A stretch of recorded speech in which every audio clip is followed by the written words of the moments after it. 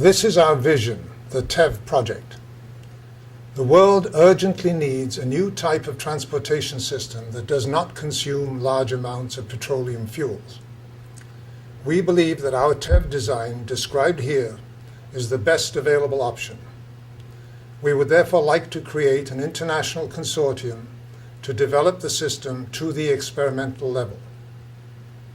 Here are some of the reasons why TEV is best. Number one, TEV is a good financial investment. TEV is mainly an infrastructure construction project, not a research project. No breakthroughs in technology are needed. Each country can build its own TEV system and create jobs. The construction cost of a TEV track is fundamentally low, particularly in cities. Revenue will be by toll fees, paid automatically by users. No public subsidies will be required, and there is no large labor force to manage. Number two, basic advantages. TEV's fundamental contribution will be the drastic reduction of petroleum usage in cars, buses, and commercial vehicles. TEV uses cars and similar highly developed vehicles made by existing companies who will also continue their further development. Most of the required software, such as drive-by-wire and highway automation, have already been done by the car companies. TEV is compatible with either city or suburban lifestyles. We do not need to change the lifestyles of billions of people to match the system. TEV will eliminate city parking problems and traffic jams and be built to a single world standard. Number three, the vehicles. TEV vehicles can be privately, publicly, or commercially owned. These include dual-mode vehicles, which drive on autopilot on the track, but can also be manually driven on the roads. These involve private cars, pure electric vehicles or hybrid, and taxis, which will be hybrid. Then there are single-mode vehicles, which are electric but stay permanently on the track on autopilot only. They have no drivers. These include robot taxis, minibuses, mini trains, and vans. TEV will only accommodate smaller vehicles. No large buses or trucks can be used due to the high cost of large tunnels. Only electric drive is used on the track. All vehicles run on rubber tires, not on rails. Number four, TEV buildings and structures. The TEV portal. This is the interface between the road and track systems, used only by dual-mode vehicles. The TEV stop, a simple interchange next to the track where passengers can summon driverless vehicles like minibuses and taxis, just like horizontal elevators, except that they can go across the country. TEV station, a more complex interchange where many types of TEV vehicle can pick up or discharge passengers. It can cope with a huge throughput of passengers if necessary. Other interfaces are possible. For example, a robot van could deliver components directly to a factory production line. Number five, energy efficiency factors.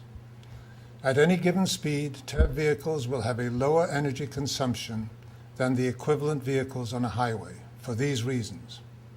Steady cruising speed, no wasteful stopping and starting. Banked turns, no tire scrubbing.